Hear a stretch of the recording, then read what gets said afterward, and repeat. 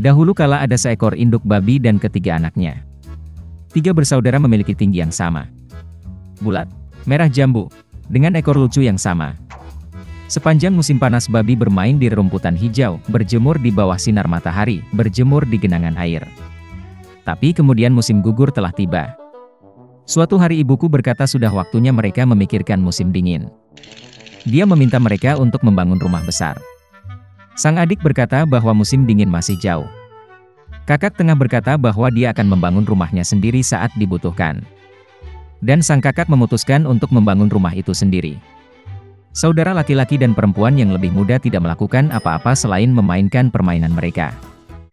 Itu menjadi semakin dingin setiap hari. Sang adik memutuskan untuk membangun rumah dari jerami. Saudara tengah mengira akan sangat dingin di rumah jerami di musim dingin. Dia memutuskan untuk membangun rumah dari ranting dan ranting. Menjelang malam perumahan mereka sudah siap.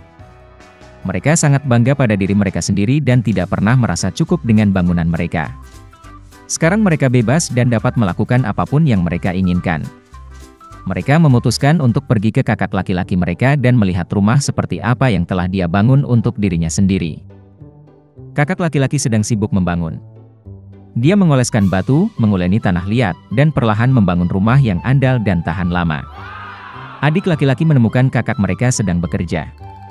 Mereka sangat terkejut dengan jenis benteng yang dia bangun. Kakak laki-laki itu dengan tenang terus bekerja. Adik-adik dan adik tengah mulai bercanda dan menertawakan rumahnya. Mereka begitu geli sehingga jeritan mereka bergema jauh di halaman. Kakak laki-laki meminta untuk diam karena serigala bisa mendengar mereka. Adik-adik laki-laki dan menengah semakin terhibur.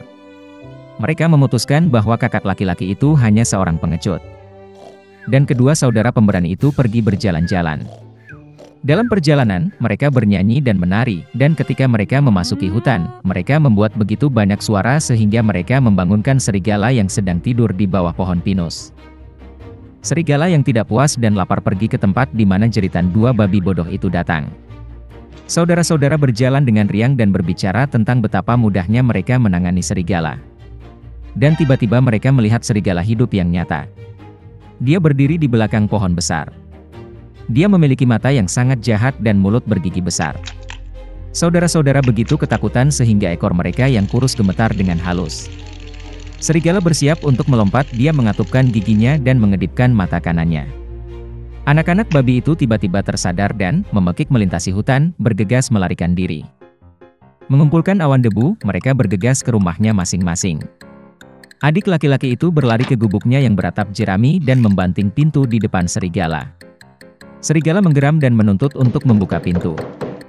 Adik laki-laki, karena takut, tidak bisa mengucapkan sepatah kata pun. Kemudian serigala mulai bertiup. Atap ringan segera terbang dari gubuk jerami.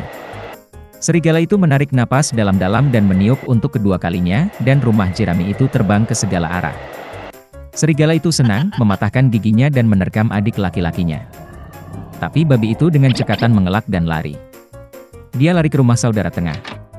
Saudara-saudara berhasil mengunci diri dan saling memandang dengan cemas. Serigala itu marah dan mulai meniup. Rumah itu agak miring. Serigala itu meniup sedetik, lalu ketiga, lalu keempat kali. Tapi rumah itu masih berdiri. Serigala menarik napas dalam-dalam dan meniup untuk kelima kalinya. Rumah itu berguncang dan hancur berantakan. Hanya satu pintu yang berdiri selama beberapa waktu di tengah reruntuhan. Dengan ngeri, anak-anak babi itu bergegas ke rumah kakak laki-laki mereka. Serigala itu mengejar mereka. Dia yakin kali ini babi tidak akan lari darinya. Anak-anak babi dengan cepat berlari melewati pohon apel besar bahkan tanpa memukulnya. Dan serigala tidak sempat berbalik dan menabrak pohon apel yang menutupinya dengan apel. Satu apel keras menghantamnya di antara kedua matanya. Sebuah benjolan besar melonjak di dahi serigala. Pada saat ini, adik laki-laki dan tengah berhasil lari ke rumah kakak laki-laki mereka dan mengunci pintu. Serigala berlari ke pintu, menggeram dan menuntut untuk membuka pintu. Adik-adiknya sangat ketakutan dan tidak bisa membalasnya. Dan kakak laki-laki itu tahu bahwa dia dan saudara-saudaranya tidak perlu takut di rumah batu yang kokoh. Kemudian serigala menghirup lebih banyak udara dan meniup secepat yang dia bisa. Tapi tidak peduli seberapa banyak itu meledak, tidak ada satu batu pun yang bergerak. Dan kemudian dia melihat ke atas dan melihat cerobong asap besar dan lebar di atap. Dia dengan hati-hati naik ke atap dan mulai turun dari pipa. Babi mendengar suara gemerisik. Kakak laki-laki itu segera menebak apa yang terjadi. Dia segera bergegas ke kuali, tempat air mendidih, dan membuka tutupnya. Serigala itu turun dari pipa dan langsung jatuh ke dalam kuali. Matanya membelalak ke dahinya. Serigala yang tersiram air panas terbang dengan raungan liar, dan bergegas ke hutan. Dan ketiga babi kecil itu menjaganya dan senang karena mereka dengan cerdik telah memberi pelajaran kepada perampok jahat itu. Sejak saat itu, saudara-saudara dan ibu mereka mulai hidup bersama di bawah satu atap. Suatu ketika ada seorang tukang giling tua yang memiliki 3 putra. Ketika penggilingan mati, dia meninggalkan anak-anaknya penggilingan, keledai dan kucing. Yang tertua mendapatkan penggilingan, yang tengah mendapatkan keledai, dan yang termuda harus mengambil kucing. Kakak laki-laki itu menertawakannya, tetapi kucing itu berjanji bahwa dia akan membuat adik laki-lakinya kaya jika dia memberinya sepasang sepatu bot dan tas. Pemiliknya terkejut, tetapi memenuhi permintaan kucing itu. Kucing itu segera menarik sepatu botnya di kaki belakangnya, menuangkan gandum ke dalam karung, melemparkannya ke bahunya dan pergi berburu. Di hutan, dia membuka tas, melemparkannya ke tanah, dan menyembunyikan dirinya di semak-semak. Dia tidak perlu menunggu lama. Seekor kelinci yang penasaran berlari ke karung dan naik ke dalamnya untuk makan gandum. Dan kucing itu hanya menunggu itu. Dia melompat keluar dari semak-semak, mengencangkan karung, mengangkatnya di pundaknya, dan pergi ke istana kerajaan. Raja negeri itu adalah pencinta makanan enak. Kucing itu membungkuk dalam-dalam padanya, menyerahkan kelinci itu dan berkata bahwa itu adalah hadiah dari tuannya, Marquis de Carabas. Raja sangat terkejut dengan kejutan ini. Kucing itu membungkuk seperti bangsawan sejati dan pergi ke jalan. Keesokan harinya dia pergi berburu dengan karung itu lagi. Kali ini dia berhasil menangkap 2 ayam hutan gemuk. Raja sangat senang melihat hadiah menyenangkan lainnya. Selama beberapa minggu berturut-turut, kucing itu terus memakai ayam hutan dan kelinci untuk raja. Tapi dia tidak mengatakan apapun tentang ini kepada pemiliknya yang lapar dan kurus kering. Begitu kucing melihat seorang putri di istana, dia sangat cantik. Kucing itu menyadari bahwa dia akan menjadi istri yang luar biasa bagi tuannya. Maka raja akhirnya ingin bertemu dengan Marquis. Kucing itu menjawab bahwa mereka bisa menemukannya besok untuk berjalan-jalan di tempat pabrik berada.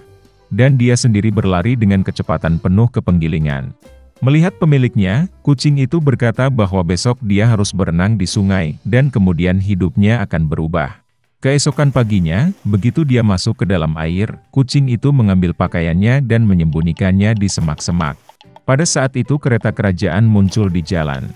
Kucing itu melompat ke jalan dan berteriak sekuat tenaga, "Selamatkan aku! Tolong! Marquis de Carabas sedang tenggelam." Mendengar ini, raja memerintahkan untuk menarik Marquis keluar dari air. Putra tukang giling menjadi sangat ketakutan ketika 2 penjaga mulai menyeretnya keluar dari sungai, tempat dia berjemur di air hangat. Raja memerintahkan untuk membawakannya pakaian sutranya. Putra tukang giling awalnya menolak, tetapi dia sangat menyukai pakaian bersulam emas sehingga dia dengan senang hati mengenakan pakaian kerajaan. Raja mengundangnya ke kereta, tempat sang putri cantik sedang duduk. Putra tukang giling itu tercengang, tetapi tanpa basa-basi naik ke kereta. Semenit kemudian, kereta itu meluncur melalui ladang dan padang rumput milik pemakan manusia raksasa yang tinggal di sebuah kastil besar.